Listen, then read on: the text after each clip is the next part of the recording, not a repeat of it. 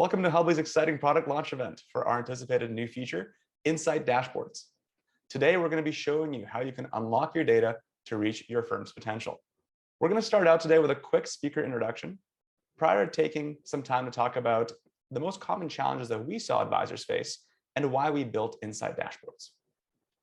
We will then do a live demo and wrap up with a quick Q&A. So be sure to ask your questions in the chat. Presenting today is our product manager, Fred Egler. Fred has experience working at startups like Betterment to large firms like EY, launching hybrid advice and financial planning products. With an affinity for personal finance and advisor workflows, he's dedicated to enhancing how financial advisors utilize Hubly. Fred, we're excited to see you here today and for you to showcase for the first time ever Insight Dashboards. Before we jump into the demo, can you explain what are some of the challenges that you saw firms were facing that led to the development of Insight Dashboards? Yeah, totally. Thank you, Ron. Really appreciate it. So yeah, I think we built Insight Dashboards to solve some of these common challenges that teams face. I think when it comes to unlocking data to reach your firm's potential, some of the main ones that we've kind of uncovered are lacking an overview of client services across the entire firm. So, we've heard from a lot of growing firms that it's difficult to track how they're doing firm-wide when it comes to, providing excellent client services. Firms want to set up KPIs to track their performance in this area and really can't nail down exactly how to do that. So if a firm wants to, say, make sure their account transfers process takes 15 days, how do you ensure it's actually going to take 15 days on an ongoing basis? When you tell your client, our IRA rollovers typically take about 3 weeks, the data to back that up is kind of difficult to dig up. So the next common challenge that teams face is really just difficulty understanding work completed by team members. So, decision makers at financial advisory firms may have an idea of who their strongest teammates are and how productive they are. But without data, it's actually quite difficult to even get a sense or a baseline of how much work teammates are carrying out. And so the fear there is basically there's this imbalance across the team where certain team members are, extremely overworked, and other team members are just kind of quietly twiddling their thumbs in the corner when they could potentially help out. And then the next common challenge we've seen is basically the inability to gauge the extent of services provided and demonstrate value to clients. I would say we've heard that it's a common question from clients to ask at review meetings. I know we're paying you all this money. Can you show me the value you've provided me and my family in exchange for the compensation that we provided? And so, outside of a kind of boilerplate response to that question, customizing the answer to that question can actually be pretty difficult. I think it's a pretty common challenge. And digging up the details for each client and then kind of summarizing that in a digestible way can definitely be taxing and tiring. And if you think about doing that in preparation for a client meeting, it's going to add a lot of prep time to a client meeting to be able to dig up the individual, reasons and rationale for the compensation that they're paying you for your services. Then I think the last common challenge here is really just losing track of which clients you have and have not met with yet. So, we know that firms typically have to meet with their clients at least once a year. A lot of firms endeavor to meet with their clients more than that. And so just to give you kind of an example of, a picture, you're in, let's say it's October, there's about a quarter left in the year. And because you just know off the top of your head, there's clients that you haven't met with yet. But you really don't know who, but you know that there's some clients you haven't met with yet. And so it can be extremely painstaking to kind of go through and not only identify who those clients are, but kick off the process of actually reaching out to them just to stay compliant. And so, yeah, those are kind of the common challenges I think we've seen that teams face when going into, thinking about unlocking data to reach your firm's potential. And so I think outside of the benefits of Hubly that exist today, which I think we know, making sure work doesn't slip through the cracks, teams are still trying to tackle the above challenges or the challenges I just mentioned using spreadsheets, right? And so it really doesn't have to be like this at all. And so I think that's why we're excited to really introduce and talk about Insight Dashboards. So it's a new feature we've built and we're super excited to share with you today. It's really a powerful kind of business intelligence tool that turns the data your firm generates in Hubly into actionable insights that provide clarity, alignment, and a basis to track the overall health of your firm via metrics like KPIs. And so you can, visualize and analyze this data that you've kind of generated across the team in one single space in Insight Dashboards. And so things like team capacity, client growth, where processes might be breaking down are all, super easy to view and uncover with Insight Dashboards. So I think some of the main benefits of Insight Dashboards are being able to easily track your contact with clients. So if you're concerned that maybe you haven't met with a client this quarter or this year yet, you can quickly pull up a dashboard that succinctly tells you this information and quickly add that client to get scheduled with just a few clicks of a button. You can also really forecast, for example, how many tax planning meetings you carried out last year compared to this year. You can easily visualize that information in a bar graph that helps your team know what to expect this year compared to last. On the point of tracking contact with clients, maybe you're trying to see how many times you've met with a particular client or clients in a particular compensation structure, like hourly planning or fee only or something like that, to just better understand how you can scale your business with different service offerings. You can quickly filter through tons of firm data to get a clear picture of how often you're meeting with those clients.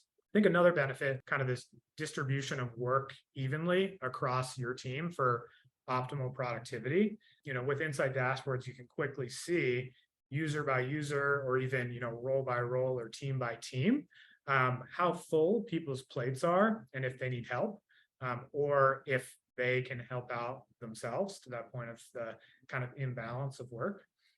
You can visualize the work that's kind of been done to potentially start the conversation around who is a top performer when it comes to completing work, but at the very least, they're just using data, start thinking about or start the conversation about discrepancies across your team. And then the last one I wanted to highlight here on the next slide is just spotting bottlenecks or spotting, process bottlenecks to improve the team efficiencies. So I think, as I mentioned before, a common issue firms come across is just monitoring how well a firm is servicing its clients. So with Insight Dashboards, you can really set up KPIs to keep your firm operating like a well-oiled machine and spot outliers that are contributing to maybe not hitting the metrics you've identified. You can also pinpoint work in progress that is dragged on for weeks or months and get to the bottom of where something may have gone off the rails. And you can use that information to also set expectations with clients using real-time data instead of kind of like a finger in the air type of estimation. So yeah, those are some of the main benefits that we really foresee you all getting value out of with Insight Dashboards. I think kind of one of the big reasons people are on the call is because they want to see Insight Dashboards in action. I mentioned kind of some of the value that it can bring to teams. So let's go ahead and kind of take the next step here and start the demo. So I'll go ahead and start screen sharing and pull this up. Okay, basically I'll show you how we get started turning this feature on. Basically, you would just head to the settings page in the top right corner, click settings, and as you can see now in the users table, there's a column that says insights, and you can see who has it enabled in your firm. If you click on the three dots next to a user, you can basically see that there's that button that says enable insights, and you'd be able to go in there, hit enable, and then basically turn it on for a specific user. So once you do that and actually enable it, you want to go back to the main hub screen here, and now you'll actually see a new button in the top right corner that says insights. And so basically I'll discuss the benefits of kind of Insight Dashboards as it relates to the points that I mentioned before. which really were, easily tracking contact with clients, distributing work evenly across your firm for productivity, and just spotting bottlenecks to improve efficiencies. The first dashboard that I wanted to show really covers all three, and it's the first one here called Weekly Activity Summary. So the Weekly Activity Summary really just presents pending tasks, workflows, and meetings for the current week. It's best used really to just see, what work is pending and what's in progress for the current week, and it gives kind of some visibility into overdue tasks or workflows that have been open for some time. So you can see a nice visualization on the left that just shows overview tasks by workflow. For example, new client 2 introductory call has the most overdue tasks this week. You can see a number of tasks due today, tasks due this week, tasks that were already completed, and then some overdue tasks as well. You can even click into this number here and basically drill down further into the tasks that are due this week, and they'll, in a list view, load up for you. And you can actually click into workflow name and open the client workflow in the client card right there. You can also basically see this team-wide, which is what we're looking at right now. But if you actually want to filter by, for example, a specific member of your team, you can do that. You can click user assigned a task and select a specific team member, for example, Jane, and you can hit refresh or update in the top right corner. And you can now see the specific info for Jane. So her distribution is a little bit different of overdue tasks by workflow. She's got 2 due today and others due this week as well. This is super valuable just to see for the week, what's on your team's plate, who maybe needs some help productivity or, distribution of work wise, and who might, be able to take on some more work for their team. Really just moving on to down here to active workflows, you can basically see a quick status update on workflows in process and which ones are putting maybe your excellent client service record or any KPIs that you've set at risk. So you can see, again, the active workflow distribution by process over here. You can see there's 20 total active workflows. We've completed 7 this week. And there's kind of a status here of workflows maybe getting into a danger zone and workflows that are in a danger zone. So workflows that are between 30 and 60 days old since they've been kicked off, and workflows that are over 60 days old. Maybe they've taken a lot longer than you might have expected for one reason or another. So that's kind of just a great way to give you a quick status update for the week on active workflows by process. And then scrolling down, finally, we have a quick summary of meetings as well. So this shows you what types of meetings are coming up for the week. For example, we've got 3 annual planning meetings and 1 estate planning review. And then the actual clients that we're meeting with this week as well. You can see it just gives you an idea of who those meetings are with, what type of meeting it is, and the date and time of that meeting also. So really, this is a summary that displays the various benefits I mentioned, kind of wrapped into one. But sticking with the meetings here, let's kind of discuss more in depth the meetings that I mentioned just now, which really speaks to the ability to track contact with clients. In a dashboard, if I click Insights and go to this one here, which is Client Meetings Overview. So Client Meetings Overview is basically just a dashboard to help your team forecast potential busy seasons so you can plan accordingly and grow your business. You can basically see it also shows you the total meetings scheduled, for example, for this year. And, basically you can see we've got 27 total meetings scheduled for the year with 12 unique clients and 10 unique households. The meeting summary in the left gives you an idea of the types of meetings and the distribution of the types of meetings that you're, having at this point. So you can see for the most part, client meetings are kind of happening a lot more often than annual planning meetings. And then on the right, you can see the meetings scheduled by week. That's basically just a breakdown of each week how many meetings have been scheduled. So it's great to be able to forecast and potentially filter by a different date range in here to basically say, okay, I know what we're doing for the year. I know what the forecast looks like.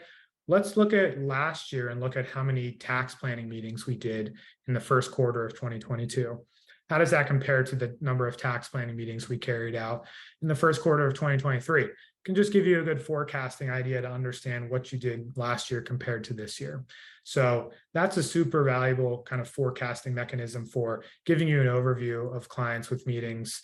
And then I think, as I mentioned earlier, kind of what about the clients that you haven't met with yet? We created another dashboard called Clients with No Meetings.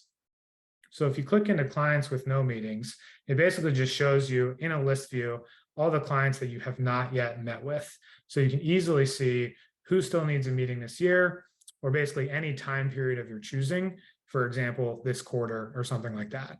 So you can see this is basically filtering to say, I want to look at those clients who haven't had a meeting in 2023. This basically pulls up that list of all the clients who you have not met with yet.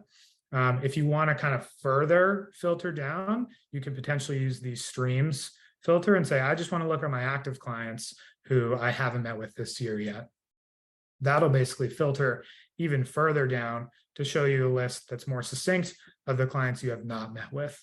You could basically easily click into right from Insight Dashboards, the client card, and basically load that up and add this client into a scheduling workflow, lickety split, so that basically you know that they're going to get scheduled in based on the fact that in this list view, they haven't yet been scheduled. So it's just a good way to really knock out all the clients that you need to meet with for example, this year to stay compliant, or every quarter to make sure that you're staying on top of client service, and just really make sure you're staying compliant, and helps kind of easily track clients who you haven't met with yet.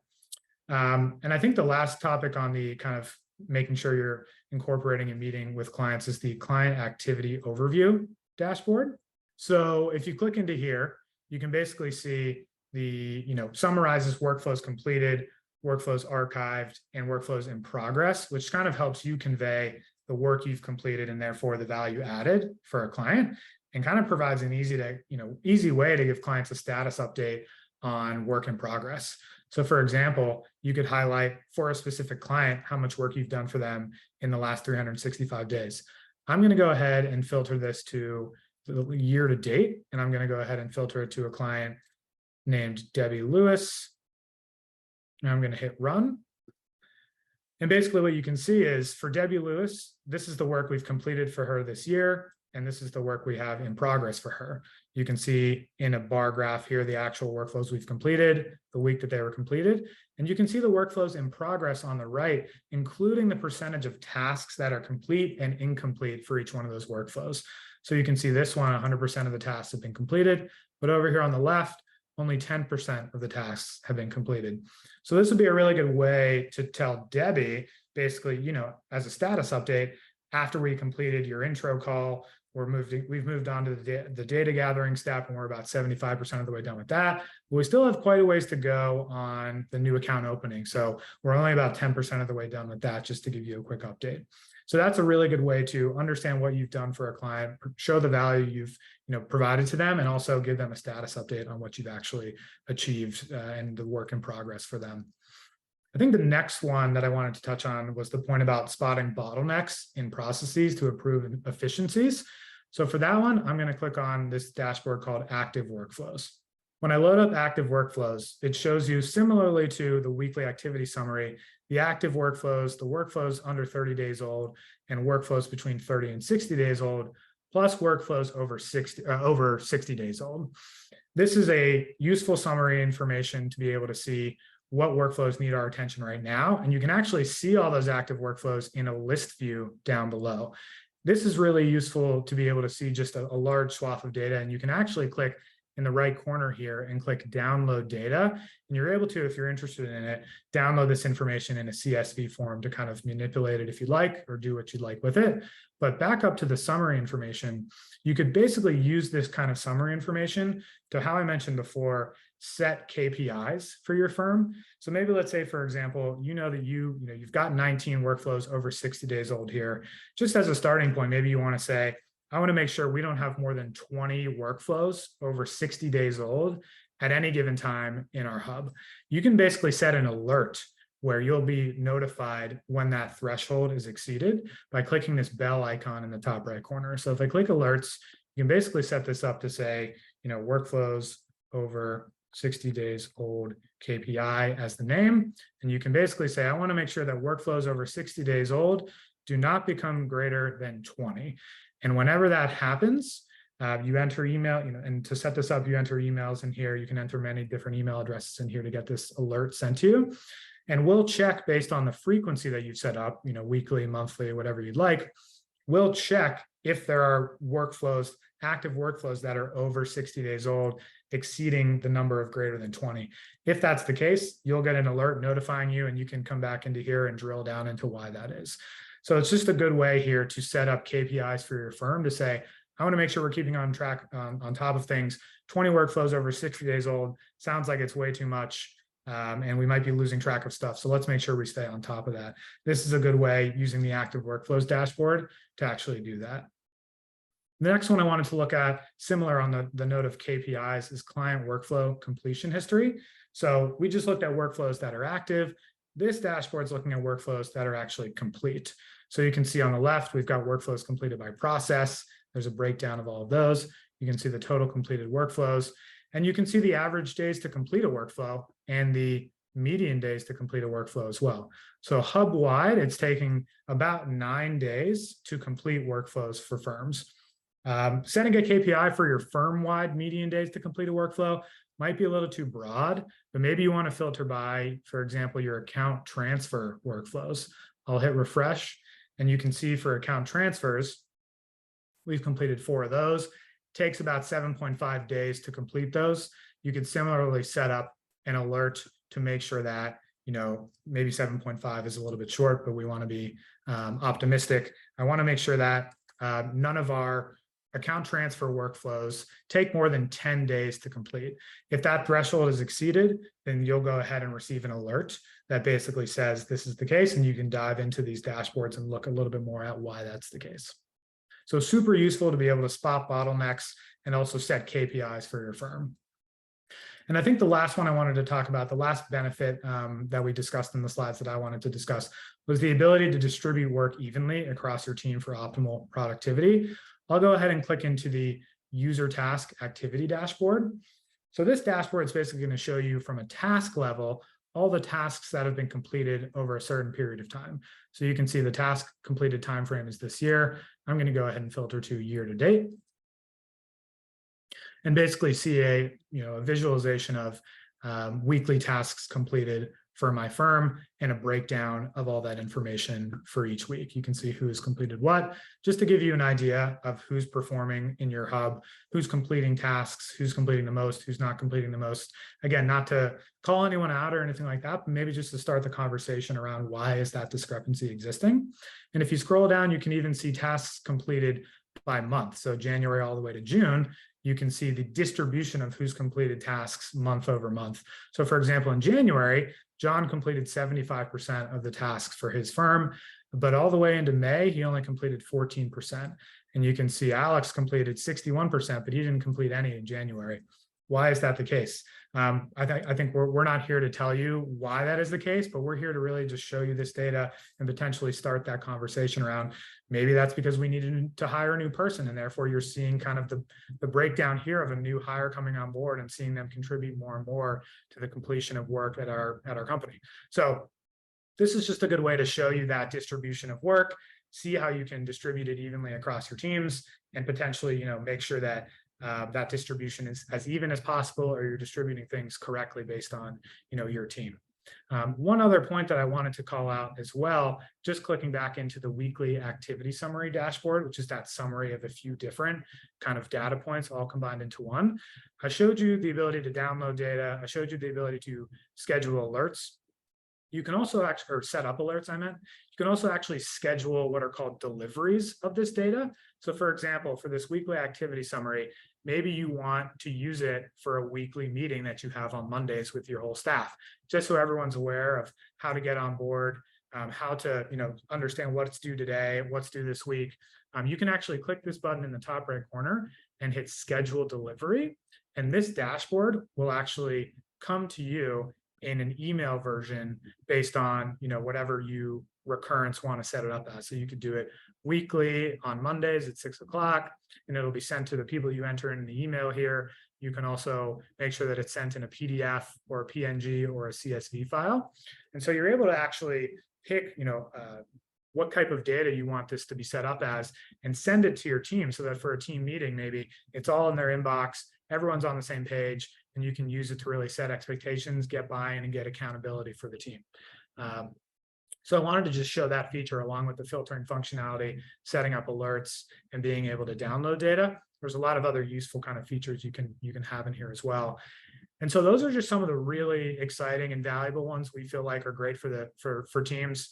We don't want to drag this on too long here, but I know as you can see, there's over a dozen of items in here that basically we have set up in dashboards we've kind of discussed with Hubly customers to make sure that we're incorporating a lot of valuable use cases for all of your firms. So I definitely recommend diving into these once you set up, enable your insights in your account, and kind of dive into some of these other ones that we didn't discuss. We've also created a lot of great help desk articles, a lot of great Loom videos that are really short and succinct in our help desk that you can check out, as well as in our change log. So I definitely recommend checking all of those out too. So yeah, that's just a little bit about the demo here. So I think we've kind of showed, again, the power and the value of this feature.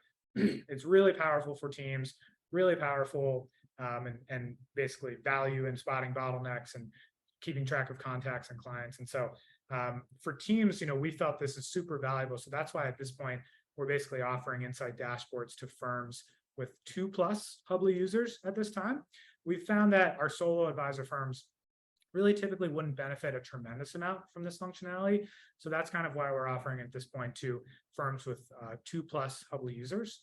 And then we're also offering a 3-month free trial of Insight dashboards.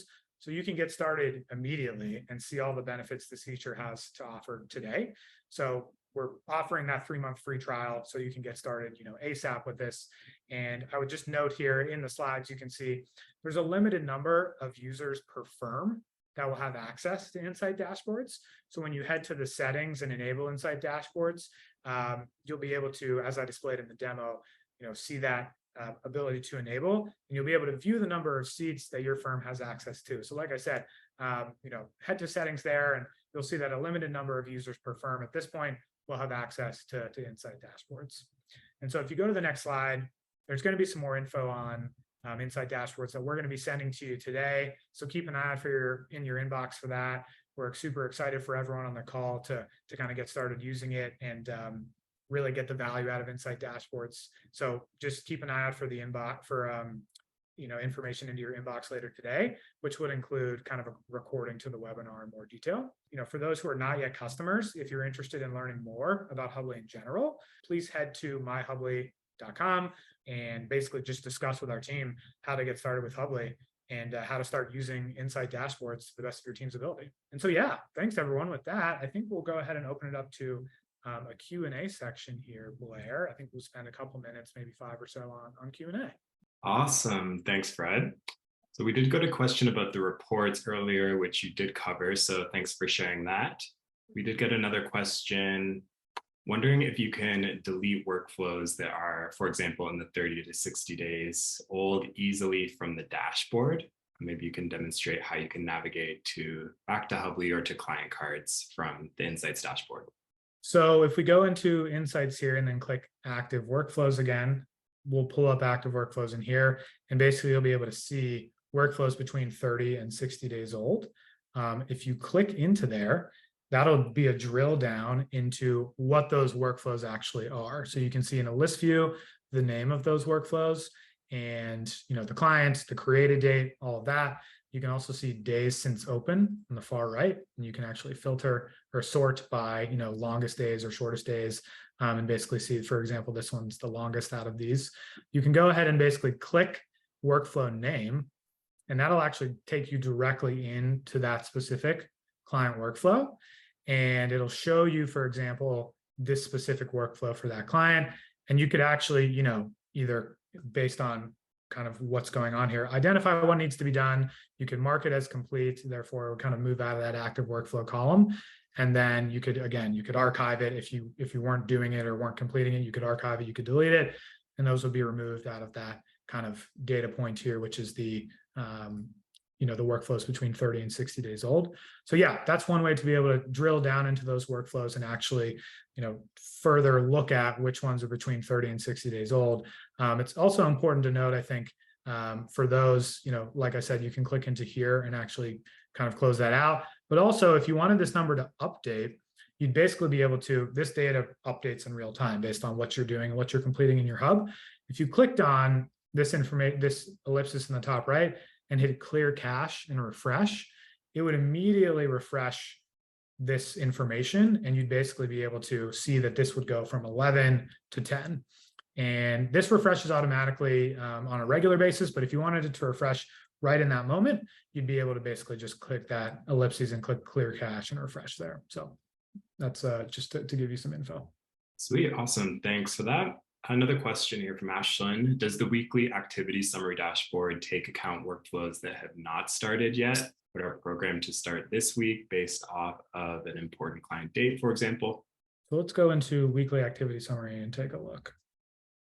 So for tasks due today, the question is basically, will workflows that have not been kicked off yet be incorporated into these tasks due this week? Yes. Yeah, that's a great question. I don't believe so. I think they'd have to be basically kicked off already. So when a workflow is created and started, that's when it'll show the tasks that are due this week, because we haven't necessarily set a due date for those workflows that haven't kicked off yet. Got it, good to know. And let me see here. We do have another question from Gregor that just came in. The feature where we can receive alert email to us if, say, the average or median workflow length exceeds a certain amount. And we do this on a client by client basis. So have it set up to send us an email anytime the client is sitting in a certain workflow for 30 days plus. It looked like this was an email alert for when the overall average or median level hits a threshold. Yeah, so you wouldn't be able to set it up client by client. It would have to basically be an aggregate, speaking to the point of like KPIs, an aggregate of certain data, like all workflows between a certain time period. It wouldn't be able to be if a client's sitting in a workflow for a certain period of time, that it wouldn't do that. But I think a good way to keep track of that would be in that weekly activity summary that I mentioned, reviewing the workflows that are between 30 and 60 days on a regular basis, and reviewing the workflows that are 60 plus days on a regular basis. So that obviously, as you said, you want to make sure that you're staying on top of a specific client. But if you're looking at the kind of dashboard of active workflows and the days that they've been open, you can understand one might be kind of getting a little bit up there and being an outlier. And you can also potentially schedule a delivery of that information. So you don't have to keep going back in and checking it if you don't want to. It just immediately comes into your inbox. But no, on a client by client level, you wouldn't be able to set that alert up. Awesome, sweet. And I don't see any more questions coming in. Great. Well, awesome. Thanks everyone for joining. Really appreciative. I hope everyone's excited about getting to use Insight dashboards. And like I said, more info will come via email to you, and we'll be sharing more info there. And there's help desk articles that we've created with super succinct and nicely summarized Loom videos. So definitely check those out. And if you have any questions, feel free to reach out to us. We're happy to help as a team.